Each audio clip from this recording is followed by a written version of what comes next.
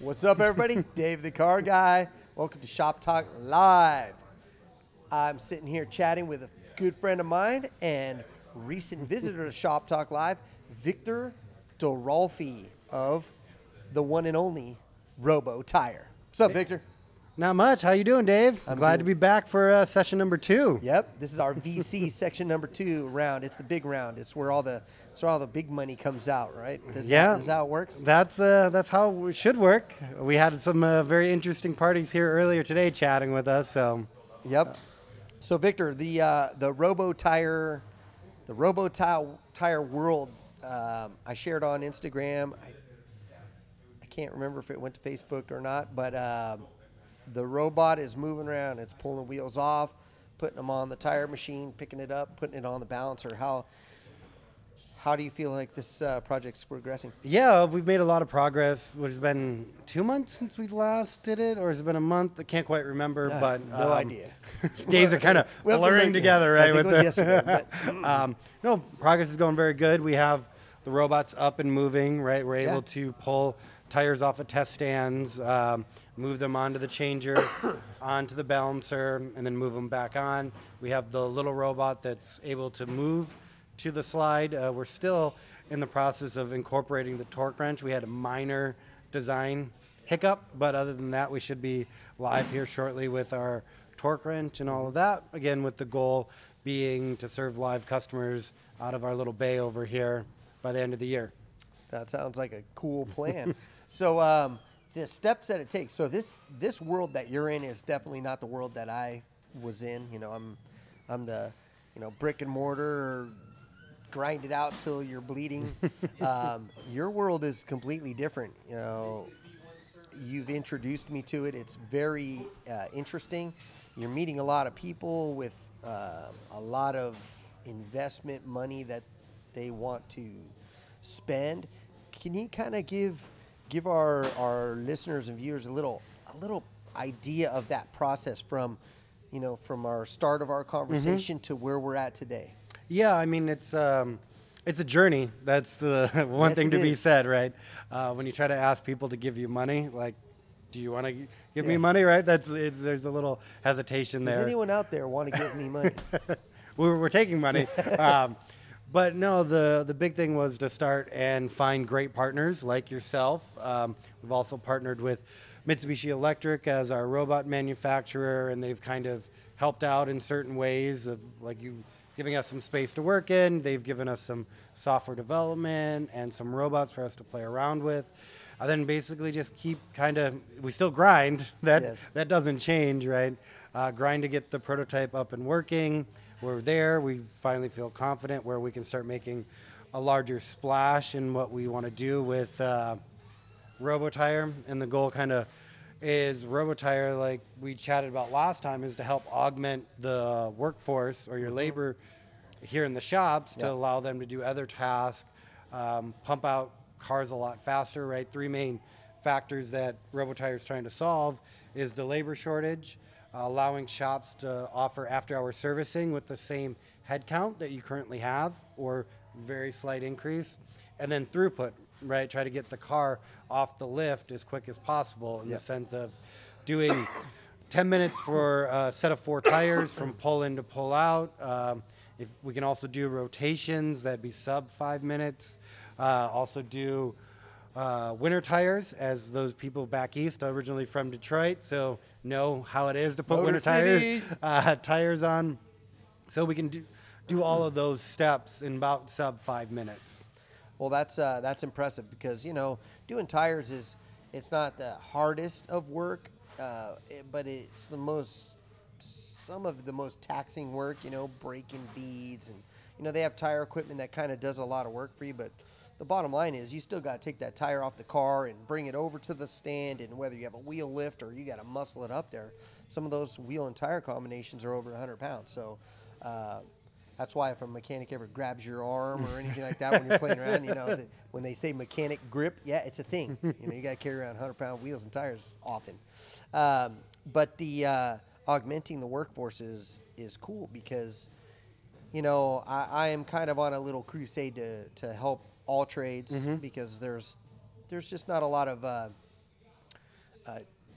guided direction towards youngsters having this as a viable source because it's not introduced, but having the ability to maybe start your career with no real hands-on knowledge to be working kind of with the robots is way more intriguing than saying, yes, guess what, you get to change some oil and lift 115-pound wheels and tires to try and put them on machines and hopefully don't lose your fingers when taking the tires off. I think that's more appealing.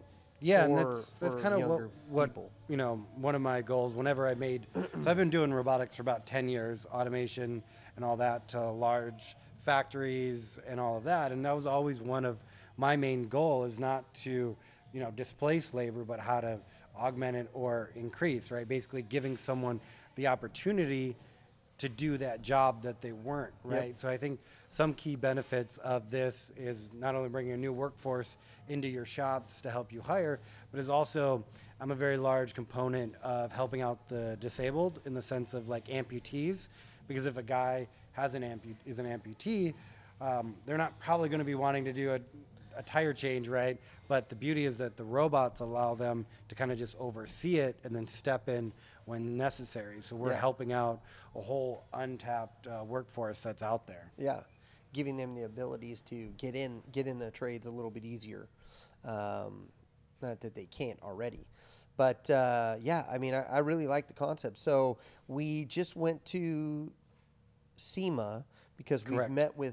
we've met with big manufacturers like Bridgestone, for example, on a couple of different occasions, and we're meeting different level of people in that organization. And we just flew out to a one day SEMA trip that some of our friends and followers have seen, and describe what that SEMA trip was. Yeah, a lot of the SEMA trip was there around talking to some strategic people there. Like you mentioned, Bridgestone was one of them, but also in talking to some of the equipment OEMs, so your tire brake balancers and changers. We just purchased a few sets. Yes, we did. New equipment there, and then also hopefully bringing on some advisory boards that are pretty well known throughout the automotive industry, which kind of will help us because we're all about speed, and this particular person, they're all about speed too. So you'll see that coming soon. Correct. So SEMA is a huge show. For those who don't know what SEMA is, it's the largest automotive show in the country. I'll say the world, but it's in Vegas once a year, right around the first week in November. It is everything possibly related to automotive at all, from light bulbs to LED strips to creation of new concepts, new ideas, new manufacturers of parts, everything. Car builders, the manufacturers come out with their new cool accessories. They're debuting that stuff there. Everything that comes out new in the automotive world debuts at SEMA. They keep it under sheets until SEMA just for you to see it there exclusively. So it's a big show. We went in there. I went in there for one day. Yeah, I was there for 2, but it was a pretty quick trip. Luckily, Yes. the flight's only about an hour from here to Las Vegas. So. Yes, wasn't bad, except when you have to do a little stop in between. But it was with intention. Like Victor says, we spoke with equipment manufacturers, tire machines, and things like that. We did make some purchases.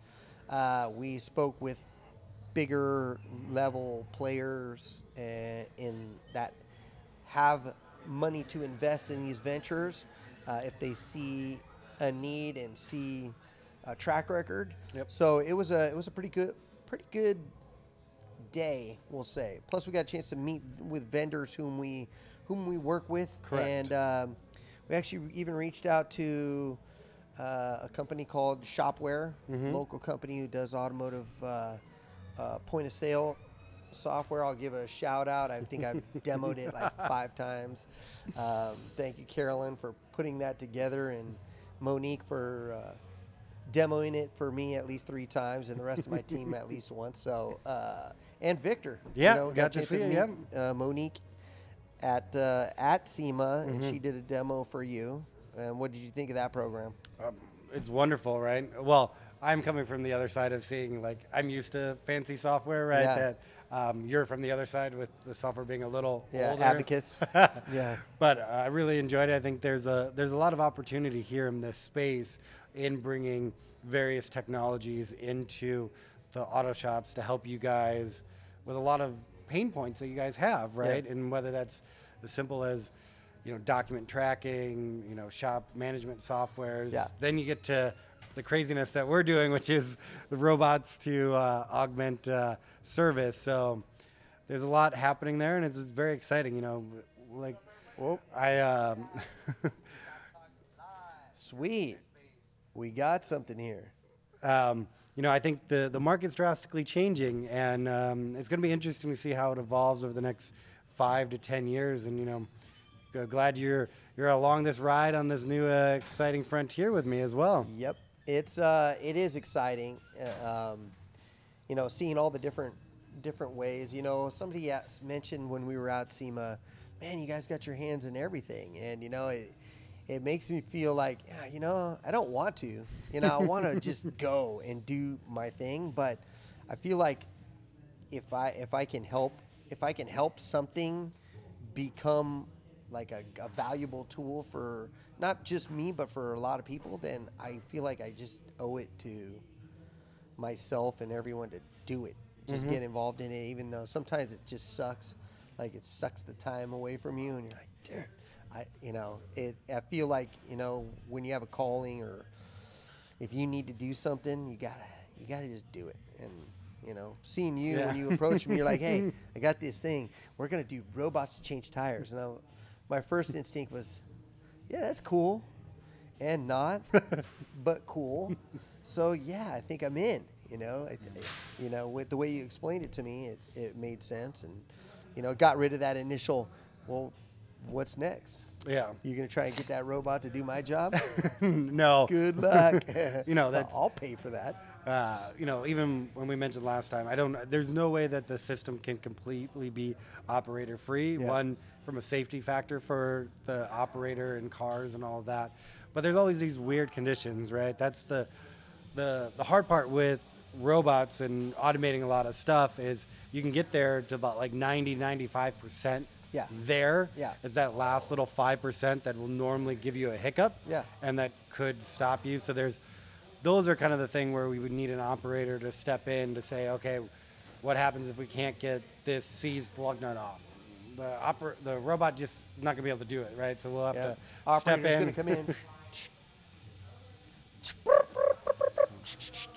Go, robot, go. Yeah, step out, and all of our robots are equipped with safety features so that they can be collaborative in the sense that we'll sense when a technician is there, when they're not there, Yeah. so the robot will either start or stop. Yeah. Don't have to worry about any harm to the operator. Yeah, because that thing's pretty beefy, and I can imagine if that thing's moving at full speed, that'll take you out like nobody's business. Yeah, a few of the videos that Dave shared earlier, we were running about 5% of its speed, and it still moves at a pretty good click. Once we gear her up we may not go all 100%, but if we do, that big boy will be moving very quickly. Yeah, yeah. You wouldn't want to get in the way of that. So this is a good opportunity. Let's check in, see if we have any questions. So actually, anybody out there who has any questions for Victor, if you've seen Silicon Valley on HBO, the lingo that they talk, the stuff that they do, it is by all means exactly what's going on in this Robotire world. So I'm revisiting all those seasons just to refresh myself with the lingo. When these guys come in and start talking these things, I'm like, yeah, you know, with my Series A and my this and that and the other, I'll get right on it. But anybody else have any great questions for Victor or myself? Looks like we might have one. Speaking of Silicon Valley, Victor, can you downgrade video so it plays faster? Not downgrade it, but that's the premise of the show, right? Yeah, that middleware, right? That's kind of what it is. No, how did you guys connect? And how That's a great question. How did we connect, and why did we come up with a space? Yeah, we connected through another shout out to our friends, 360 Payments. Known those guys for about almost 8 years now. They are a credit card processing company. Dave actually uses them, and when I was talking to them about what I was doing and saying, hey, I'm really looking for a shop that would kind of let me come in, play around. Their first call was to you. It was actually to your wife. Was Yeah. where the call first came in. And then, I think we've been talking since February of this year. So it was yeah. it was a slow process. I think there's a few number of meetings in there to get you to fully be on board, allowing me to come in and do around all of this. But Yep, it was pretty interesting. We, like Victor said, we use 360 payment solutions. They integrate with our point of sale system, and as we were alluding to earlier, the automotive space is a little funky. We have to have 5 different things to create 1.5 tasks. So a lot of companies now are starting to integrate with things so we can streamline our processes, and 360 Payment was right along lines. They integrated with our point of sale system so we can actually become paperless. They are the ones that introduced us. The phone call was somebody chatting me about robotics and tires and stuff, and I'm like, what? So I'll call him. And I did my research. I looked him up. I'm like, I don't know. I don't see who this guy is. Hey, he's cool. I called him, and it took a while. We did a little back and forth because we were like, I don't know, man.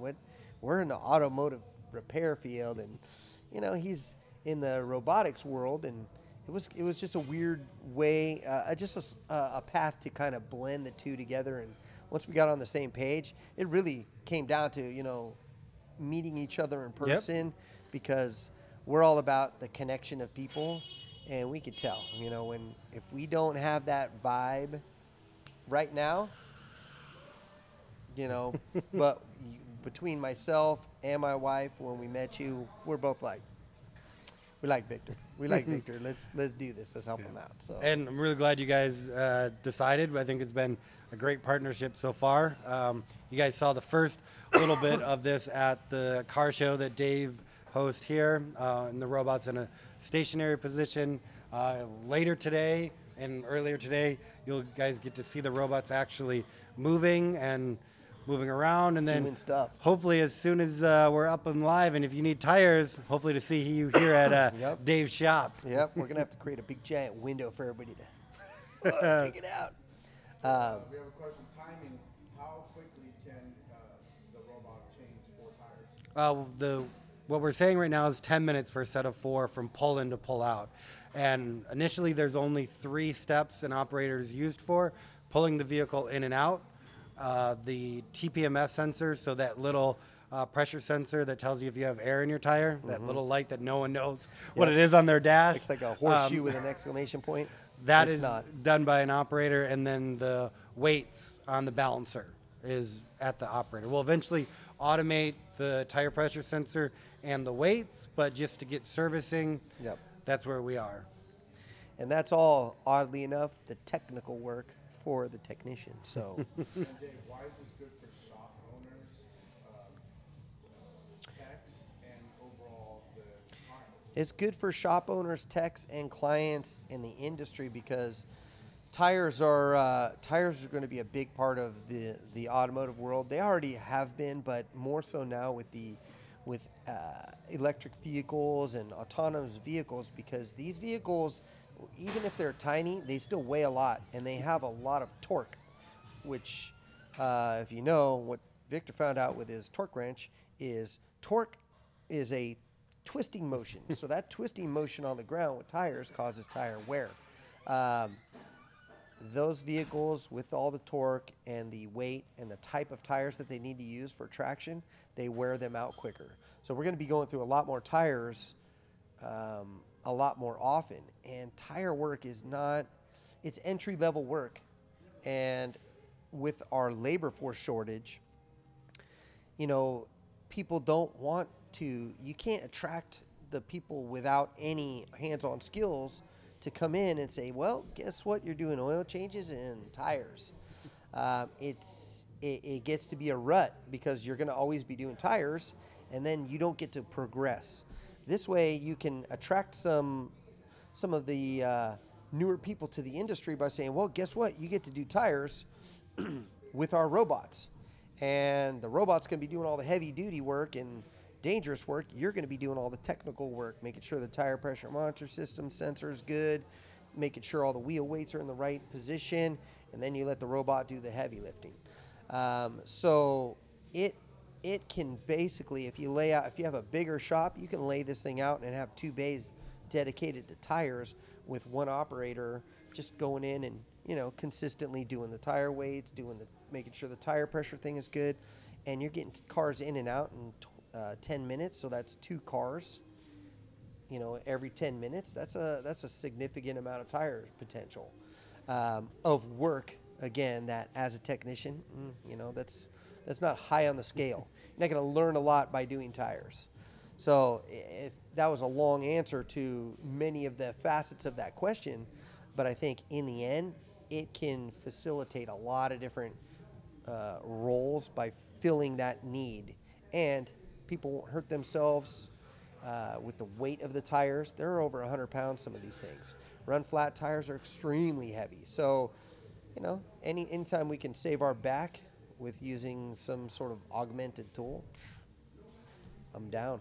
Yep. Yeah. And those are all the main points that we're trying to solve here is, you know, free up your technicians to do the more profitable jobs, right? Also help while the robots are doing tires, if you're able to inspect brakes and say, hey, we can do brakes as well. Yep. I mean, there's all that. Plus, as cars get smarter and we put more and more computers in those cars, they can be doing software diagnostics or software Very upgrades, much right? So there's a lot of that technical stuff that can also be done that allows cars to get out of your shop faster, so you get higher throughput. Yeah. So the reality is we're going to allow this, as this progresses, we're going to allow the younger generation to come in and get more up to speed on diagnostics, because in today's world, I mean, it truly is. You're a rocket scientist. You're IT support working on these cars. So if you can have robots doing the task work of heavy duty tires and dirty work, you can get the younger or smarter individuals figuring out the actual technical battles with vehicles sooner. Correct. Yep. Victor, will this be starting to trend, and what possibilities on car work can a technician save some time with future robotic? Yeah, I mean, the hope is, yes, it becomes a trend, because then the business becomes big, right? Selfishly, yes, I hope it becomes a trend. But, I mean, we've noticed so far with the people we've been talking to that there's a large need for it, for this, and hopefully this will go off fast. But we're starting with tires, then we're going to go into brakes, suspension work, while also starting in the passenger vehicle market, going into the delivery truck market, and then all the way up into big rigs. And that's kind of the beauty with robotics, is once we develop the software, really all I'm going to do is upscale the robot to take a bigger payload to be able to handle the heavier tires. So dev time's very short, so quick work to there. Dev time. Silicon Valley. And the main thing that I really hope happens is we kind of change the mindset of the way people view maintenance. Instead of it being like a inconvenient task that everyone waits to Friday before I'm going to Tahoe to get a new set of 4 tires, and then you sit here all day, right? Or there's a lot of stuff stacks up. Is you change the mindset that, yes, it's basically, we are so quick that, oh yeah, I need tires. Okay, I need brakes, because you identified you need brakes. I'll come back next week because it's only going to be 30 minutes, right? Kind of change that mindset to it being more frequent, to like, yeah, I'll go do it because it doesn't cost that much and it's time and all of those factors. So yes, we hope it becomes a trend from those ways from there. And down to the nitty gritty, money average, if it would happen today with the labor, how much would clients be saving on an average of a change of 4 tires? You know, the savings is I don't know that it's going to be super relevant, because the equipment costs will be high. But there is a potential that if it's done quick enough, that we can save some of the install time for sure.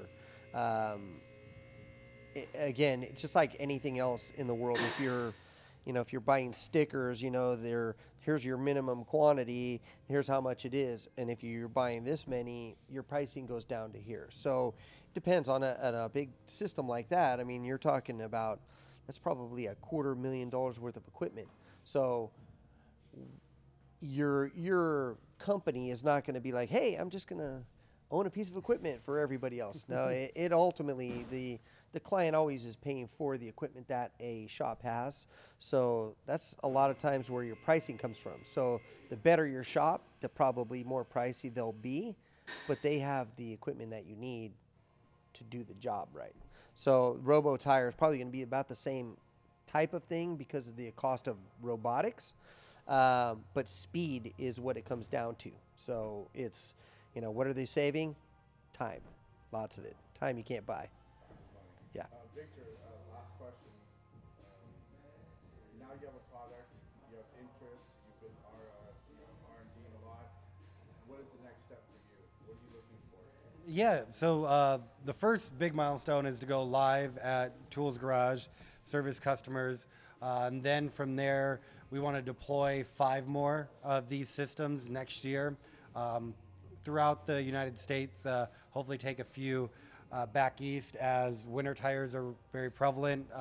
There's also a few different fault conditions that we wouldn't see here in California that we want to test out back east as well. So the goal is hopefully get 5 systems up and running next year, and then from there scale, right? Now define scale later on, but we're in talks with some major players in the industry that will allow us to scale very quickly through their organizations.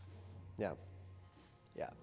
So in a nutshell, there's a potential that you're going to see Robotires in some of those big tire companies, because that is ultimately where it makes the most sense. They have huge facilities with empty bays, and they can put a couple robots in there, one person, and get tires in and out for people with speed. Hopefully where a lot of independent shops can get in that mix too, but mostly I see big players like you're talking about trying to gobble up that technology. So all right, Victor, well I know you got a lot of work to do because we were dancing around with the robot over there, and I got a lot of work to do. We're implementing a couple more new things at the shop here. So when should be our next check-in, Victor? When do you think you might have this thing up and running? And well, hopefully we have a Christmas present, and we're live for Christmas, right? That's kind of the present that I'm hoping to give myself. But we're only about a month away, a month and a half. So that's 3 or 4 podcasts from now. You probably get another one. Boom. And then be on the lookout. I know Dave is itching to put some more videos up there of the robots moving. That's right. So be on the lookout for those as they go.